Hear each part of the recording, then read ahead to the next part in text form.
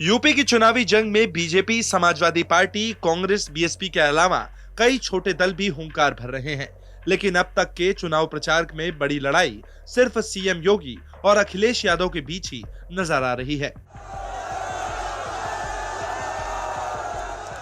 चुनाव तारीखों का ऐलान होने से पहले दोनों ही पार्टियों ने चुनावी रैलियां करना सिर्फ अपना शक्ति प्रदर्शन किया, बल्कि दोनों पार्टियों के नेताओं ने एक दूसरे पर तीखे हमले भी किए। उनके कारण आजमगढ़ की पहचान धूमिल ही हुई है। पहचान का संकट आजमगढ़ के सामने उन्होंने हमेशा खड़ा किया था।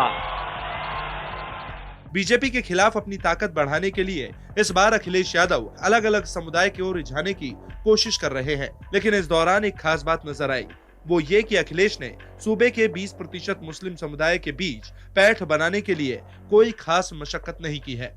सूत्रों की माने तो इसके ये कारण है कि समाजवादी पार्टी मुस्लिम वोट के लिए टीना फैक्टर पर भरोसा कर रही है। टीना यानी देयर इज नो अल्टरनेटिव। इसका मतलब ये है कि कोई विकल्प नहीं। पार्टी का मानना है कि यूपी में बीजेपी को सत्ता से बेदखल करने के लिए मुस्लिम समुदाय के पास कोई विकल्प नहीं है, सिवाय इसके कि वो समाजवादी पार्टी का समर्थन करे। यही वजह है कि अखिलेश ने गैर यादव ओबीसी समुदाय के बीच अपने समर्थन को देखते हुए 5 छोटे दलों के साथ गठबंधन किया है। लेकिन ऐसी किसी भी पार्टी के साथ हाथ नहीं मिलाया है जिसका राज्य में मुसलमानों के बीच बेस माना जाता है।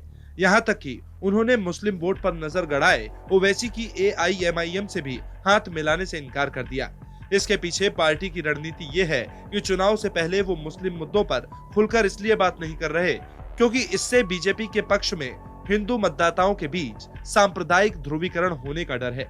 अखिलेश भले ही मुस्लिम वोट के लिए खुलकर बयानबाजी न कर रहे हों, लेकिन हिंदू और हिंदुत्व के मुद्दे पर हमेशा मुखर रहने वाले सीएम योगी आदित्यनाथ हर मंच से हिंदू वोटर को लुभाने के लिए कोई भी मौका नहीं चूकते।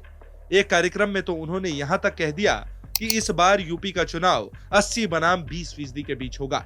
80% समर्थन एक तरफ होंगे और 20% समर्थन दूसरी तरफ। 80% सकारात्मक ऊर्जा के साथ आगे बढ़ेंगे, जबकि 20% इस बार भी विरोध करेंगे, लेकिन सत्ता बीजेपी की ही आएगी।